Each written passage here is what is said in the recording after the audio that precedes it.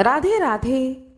भगवान श्री हरि विष्णु की जय हो, माता लक्ष्मी की जय हो, श्री गणेशाय नमः। आज मैं आप लोगों को एकादशी की कथा सुनाने जा रही हूँ। हर एकादशी का अपना एक नाम होता है और उस नाम के अनुसार उस एकादशी व्रत का शुभ प्रभाव पड़ता है व्रती के ऊपर। कहा जाता है कि जो कोई भी एकादशी व्रत को करता है, उस व्रत के संगत से, उस व्रत के जो व्रती होते हैं उसके साथ जो कोई रहते हैं, उन पर भी बहुत ही शुभ प्रभाव पड़ता है एकादशी व्रत का। आइए सुनते हैं एकादशी की कथा।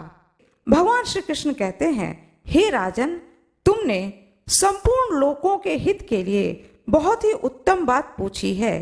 आज मैं आप लोगों को सत्यवादी महाराज हरिश्चंद्र जी की कथा सुनाने जा रही हूँ। राजा हरिश्चंद्र जी के बारे में एक दोहा प्रसिद्ध है।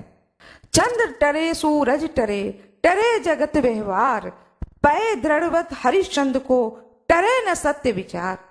आइए सुनते हैं राजा हरिश्चंद्र जी की कथा को। सूर्यवंश में त्रिशंकु बड़े प्रसिद्ध राजा हुए। उनके पुत्र महाराज हरिश्चंद्र थे। महाराज इतने प्रसिद्ध सत्यवादी और धर्मात्मा थे कि उनकी कीर्ति से देवताओं के राजा इंद्र को भी ईर्ष्या होने लगी। इंद्र ने महर्षि विश्वामित्र जी को हरिश्चंद्र जी की परीक्षा लेने के लिए उकसाया। इंद्र के कहने से महर्षि विश्वामित्र जी ने राजा हरिश्चंद्र को योग बल से ऐसा स्वप्न दिखलाया कि राजा स्वप्न में ऋषि को सब राज्य दान कर रहे हैं।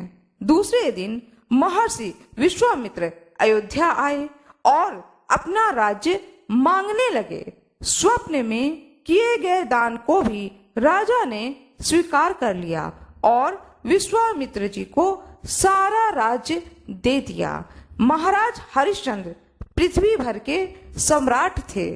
अपना पूरा राज्य उन्होंने दान कर दिया था।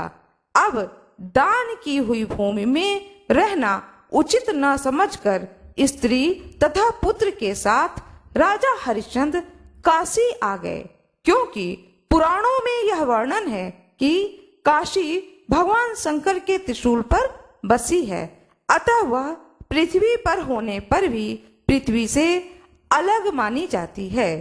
अयोध्या से जब राजा हरिश्चंद्र चलने लगे, तब विश्वामित्र जी ने कहा कि जप तप दान आदि बिना दक्षिणा दिए सफल नहीं होता है।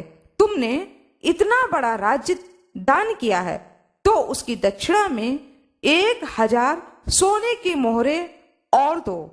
राजा हरिश्चंद्र के पास अब धन कहाँ था? राजदान के साथ राज्य का सब धन तो अपने आप ही दान हो चुका था। ऋषि से दक्षिणा देने के लिए 1 महीने का समय लेकर के राजा हरिश्चंद्र काशी आ गए। काशी में उन्होंने अपनी पत्नी रानी शैव्या को एक ब्राह्मण के हाथ में बेच दिया। राजकुमार रोहिताक्ष बहुत छोटा था।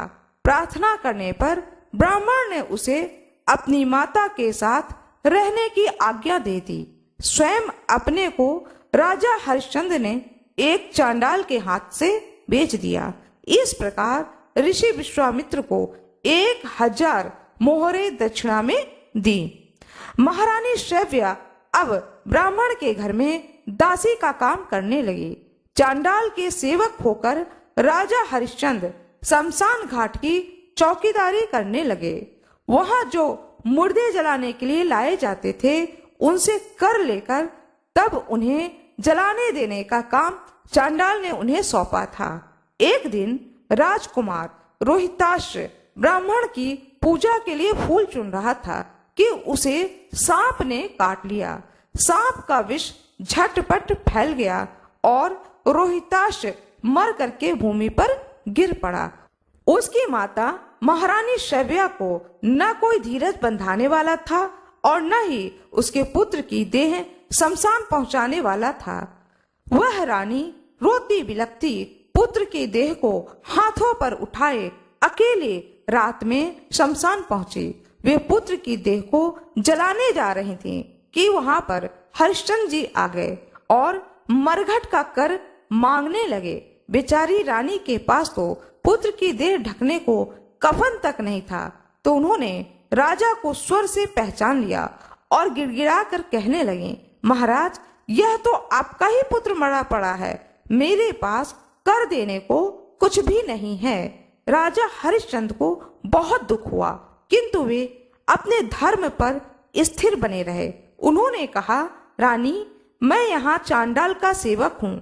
मेरे स्वामी ने मुझे कह रखा है कि बिना कर दिए कोई यहाँ मुर्दा न जलाए। मैं अपने धर्म को नहीं छोड़ सकता। तुम मुझे कुछ देकर तब पुत्र की देह जलाओ। रानी फूट फूट कर रोने लगी और बोली कि मेरे पास तो यही एक साड़ी है जिसे मैं पहने हूँ, आप इसी में से आधा ले लो। जैसे ही रानी ने अपनी साड़ी फाड़नी चाही, वैसे ही वहां पर भगवान नारायण, देव इंद्र, धर्मराज आदि देवता महर्षि विश्वामित्र प्रकट हो गए। महर्षि विश्वामित्र ने बताया कि कुमार रोहित मरा नहीं है, यह सब तो ऋषि ने योग माया से दिखलाया था। राजा हरिश्चंद्र को खरीदने वाला चांडाल के रूप में साक्षात धर्मराज थे। सत्य नारायण नारायण के स्वरूप हैं। सत्य के प्रभाव से राजा हरिश्चंद्र महारानी शैव्या के साथ भगवान के धाम को चले गए। महर्षि विश्वामित्र ने राजकुमार रोहित को अयोध्या का राजा बना दिया। सत्यवादी हरिश्चंद्र की जय हो, भगवान शंकर की जय हो, सत्यनारायण भगवान की जय हो।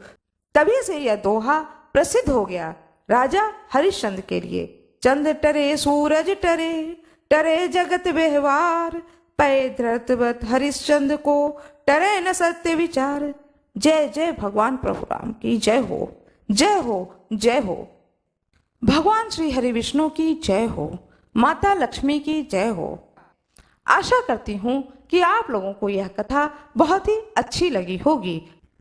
भगवान श्री कृष्ण की जय हो, भगवान श्री हरि विष्णु की जय हो, माता लक्ष्मी की जय हो।